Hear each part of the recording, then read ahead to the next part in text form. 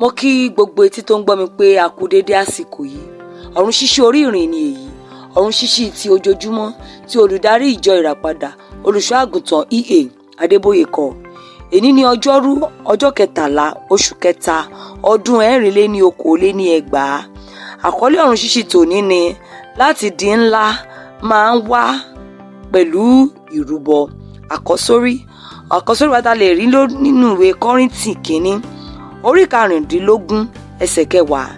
Èyí tí ó kà báyìí wípé ṣùgbọ́n nípa oore ọ̀fẹ́ Ọlọ́run mo rí bí mo ti rí. Oore ọ̀fẹ́ rẹ̀ tí a fi fún mi kò sì jẹ́ asán, ṣùgbọ́n mo ṣiṣẹ́ lọ́pọ̀lọpọ̀ ju gbogbo wọn lọ. Ṣùgbọ́n kì í ṣe èmi bí kò ṣe oore ọ̀fẹ́ Ọlọ́run tí ó wà pẹ̀lú mi. Bàbá mi nínú Olúwa wá bẹ̀ mí wò ní ilé mi kékeré ní Iléṣà ní 1975. A gbàdúrà ní alẹ́ náà, gbogbo ènìyàn sì lọ sùn. Ohun tí mo rò nìyẹn. Nígbà tí mo lọ sí ilé ìgbọ̀nsẹ̀ ní ẹ̀yìnkùlé kí n tó sùn ní nǹkan bíi aago 10, mo rí bàbá mi nínú Olúwa tó ń gbàdúrà. Ní nǹkan bíi aago 5 ìdájí, mo tún lọ sí ilé ìgbọ̀nsẹ̀. Wọ́n sì wà lórí ìkúnlẹ̀, wọ́n ń gbàdúrà. Nígbà tí ilẹ̀ mọ́, mo bi wọ́n léèrè bóyá wàhálà kan wà nítorí mo lérò pé àdúrà gbígbà mọ́jú túmọ̀ sí pé ìṣòro kan wà. Wọ́n rẹ́rìn-ín, wọ́n sì wí pé kò sí wàhálà, má ṣe ìyọnu, yóò yí ọ láìpẹ́. Ó yà mí lẹ́nu láti mọ̀ pé kò sí wàhálà kankan, síbẹ̀ wọ́n gbàdúrà ní gbogbo òru. Mo sì tún mọ̀ pé Ọlọ́run ti sọ fún mi kí n máa ṣe àfarawé wọn. Pásítọ̀ kan wá bá mi ní ọdún díẹ̀ sẹ́yìn. Ó ní nígbà tí a jọ bẹ̀rẹ̀ ìrìn àjò yìí, a jọ wà ní ìpele kan náà. Ní báyìí, ó ti lọ ṣáájú wa, sọ àṣírí náà fún wa. Mo ní kò sí ohun kan tí mò ń ṣe tí ẹ kò mọ̀. Mò ń gbàwẹ̀, mo sì ń gbàdúrà ìṣe ìṣọ́ òru. Tí ẹ bá fẹ́ wà bí èmi, ṣe ohun kan náà. Ìránṣẹ́ Ọlọ́run mìíràn láti iṣẹ́ ìránṣẹ́ ọ̀tọ̀ ń gbàdúrà.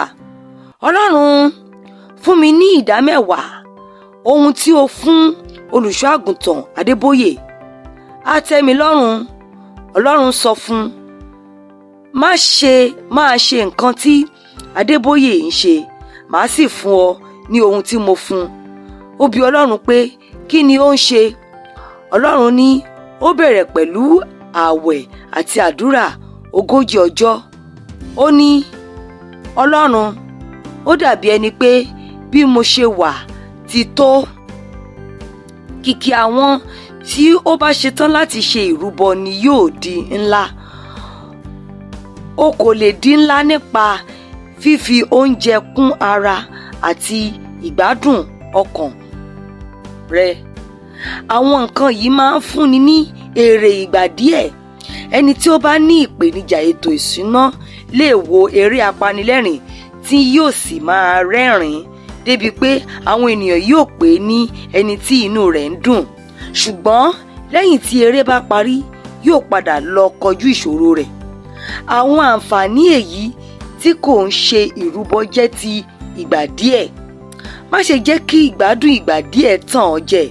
Fún un ní ohun tó bá máa gbà láti mú àyànmọ́ rẹ ṣẹ kí o sì di ẹni ńlá.